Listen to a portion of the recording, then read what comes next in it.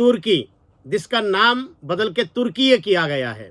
ये नाम याद कर लीजिए दोस्तों, क्योंकि ये नाम अब 2023 और 2024 पूरी दुनिया में गूंजने वाला है और आपके जहन में इसीलिए उतरना है क्योंकि तुर्की ने अब कह दिया है कि हम 100 साल से पहले कुछ कहेंगे नहीं और 100 साल के बाद छोड़ेंगे नहीं। इसका सीधा मतलब है कि 2023 में 100 साल पूरा हो रहा है और वो अब कुछ छोड़ने वाला नहीं है। क्योंकि इस समय तुर्की जिस प्रकार के प्रतिबंध के समय से गुजर रहा है, उससे लग रहा है कि वो पूरा वो कसर अब 2023 में निकालने वाला है। पूरी दुनिया उनके इस कारण से बदलने वाली है। क्या है ये स्टोरी, हम दिखाते हैं आपको।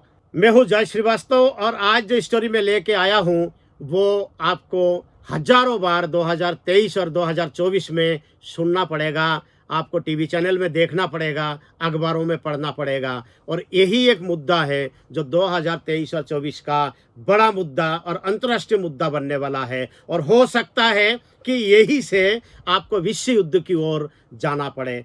प्रथम विश्व युद्ध के बाद जब तुर्की पर प्रतिबंध लगाया गया, उस प्रतिबंध का 1 वर्ष पूरा होने में केवल 6 माह है। 6 माह बाद तुर्की पर प्रतिबंध हट जाएगा। 1923 में जब प्रतिबंध लगाया गया था तो तुर्की बहुत संपन्न देश होने के बावजूद, वहाँ पर तेल का भंडार है, वहाँ गैस का भंडार है, उसके बावजूद वो उसे खनन नहीं कर पाते। क्योंकि उनके ऊपर प्रतिबंध है। अब जो कि 2023 में वो प्रतिबंध हटने वाला है, मतलब 100 साल पूरा होने वाला है। ऐसे स्थिति में 2 प्रकार चीजें हमारे सामने निर्मित होनी है। वो 2 प्रकार चीजें क्या है? एक, तुर्की मुस्लिम कंट्रियों का खलीफा बनना चाहेगा, जो कि अभी सऊदी अरब है। दूसरा ये कि तेल का जो भंडार है, गैस का जो भंडार है, उसको वो फिर से खनन करना चालू करेगा। तो इस स्थिति में पूरी दुनिया की नजर उस पर होगी, क्योंकि उनके कंपटीशन है सऊदी अरब से। सऊदी अरब इसीलिए संपन्न हुआ पिछले 8-9 दशकों में क्योंकि उनके पास तेल है, और तेल नहीं हो तो बिल्कुल सऊदी अरब बहुत गरीब कंट्री बन जाएगा। पहले आपको याद होगा, ये कबीले जैसे एक कंट्री था, तंबुओं में रहने वाले लोग थे, लेकिन तेल के मिलने के बाद ये दुनिया के सबसे ज़्यादा संपन्न देश बन गए। तो तुर्की पर जो प्रतिबंध था वो 100 साल बाद जैसे ही ख़त्म होगा तो तुर्की चाहेगा कि ये अब हमें तेल उत्खनन करने के लिए प्रतिबंध हटा दे। और तुर्की इस मामले में बहुत सक्रिय है। केवल यही नहीं, तुर्की ये भी देख रहे हैं कि अब सऊदी अरब के साथ कौन कौन सा इस्लामिक देश दे सकता है, जिसमें पाकिस्तान, बांग्लादेश, इंडोनेशिया, ये सब देश है जो तुर्की के किसी भी प्रकार के देश का हिस्सा कभी नहीं रहा। ये भारत का हिस्सा था। सऊदी अरब जो है ये तुर्की का हिस्सा रहा।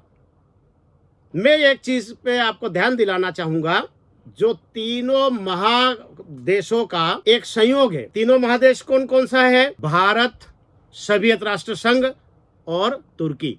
आपने कुछ दिन पहले मोहन भागवत का स्टेटमेंट सुना होगा। वो कहते हैं कि हमें अखंड भारत के लिए फिर से सोचने की आवश्यकता है। इसी प्रकार से पुतिन का स्टेटमेंट भी आपने सुना होगा कि यूक्रेन हमारा अंतिम टारगेट नहीं है, सोवियत राष्ट्र संघ निर्माण करना ही उनका टारगेट है। और यही बात तुर्की भी बोल रहा है।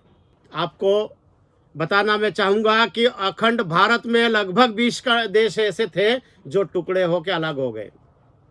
सोवियत राष्ट्र संघ का भी जो है टुकड़े होने के बाद कई देशों में तब्दील हो चुके हैं। और तुर्की के जो इस प्रकार से खंडित किया गया कि 40 भागों में विभाजित कर दिया था। तुर्की के जब टुकड़े हुए, उसी टुकड़े के हिस्सा गल्फ कंट्री के सारे देश बने। और जिस प्रकार से उनके ऊपर प्रतिबंध लगाया गया था और टुकड़े कर दिया गया था, अब 100 साल बाद तुर्की का कहना पड़ रहा है कि हमें वो देश भी वापस चाहिए, हमारे ऊपर जो प्रतिबंध है उसे भी वापस करना है। तो हमारे सामने क्या क्या दिक्कतों का सामना करना पड़ेगा आगे। एक, तेल को लेके लड़ाई होना है, क्योंकि तुर्की में तेल और गैस का खनन चालू होते से ही सऊदी अरब टूट पड़ेगी उन पर कि ये किसी भी हाल में तेल का खनन या गैस का उत्खनन नहीं कर पाए। दूसरी सबसे बड़ी बात यह है कि जो खलीफा का पद है वो फिलहाल सऊदी अरब के पास है, और अब वो तुर्की के जो राष्ट्रपति है रजब तैयब अर्दोआन, ये खलीफा बनना चाहते हैं। तीसरी और सबसे महत्वपूर्ण बात यह है कि मक्का और मदीना पर भी कब्जा चाहते हैं तुर्की। क्यों? क्योंकि जो टूरिज्म है और जो मक्का मदीना से जो कमाई होने वाली है वो अब वो सऊदी अरब को देना नहीं चाहते, अब वो खुद ही इसके देखरेख करना चाहते हैं। तो ऐसे स्थिति में 2023 में एक बड़ी लड़ाई हमारे सामने हो सकती है। अब एक और बात यह है कि तुर्की कई बार देखा गया कि भारत का वो विरोध करता है। हाल ही में देखिए उन्होंने गेहूं वापिस कर दिया एक आरोप लगा के। इसका कारण क्या है?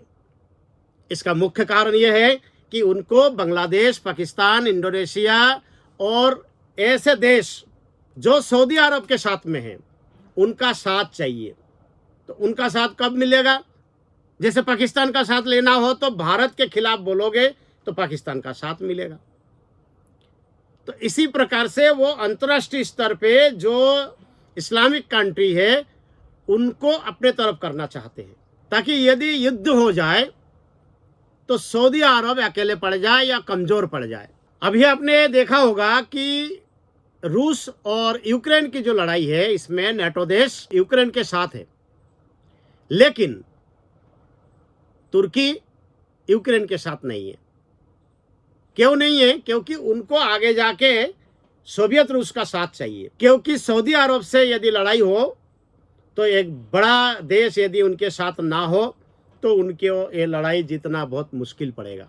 यही कारण है कि तुर्की धीरे धीरे उस लड़ाई को अंजाम देने के लिए अभी से तैयारी कर रहे हैं जो 2023 में होना है। तो दोस्तों, ये जो अखंड भारत हो, अखंड रूस हो या अखंड तुर्की हो, इसी को लेके 2023 और 24 में भारी युद्ध या भारी उथल पुथल दुनिया में होना सुनिश्चित है, क्योंकि इसमें कई महीने में खलीफा की लड़ाई, कई महीने में टूरिज्म की लड़ाई, कई महीने में तेल की लड़ाई, ये सब एक साथ होना है। इस वर्चस्व की लड़ाई में दुनिया को इसके चपेट में आना ही पड़ेगा, और धीरे धीरे हम देख रहे हैं तृतीय विश्व युद्ध की ओर जा रहे हैं। दोस्तों, आगे आगे देखते हैं होता है क्या।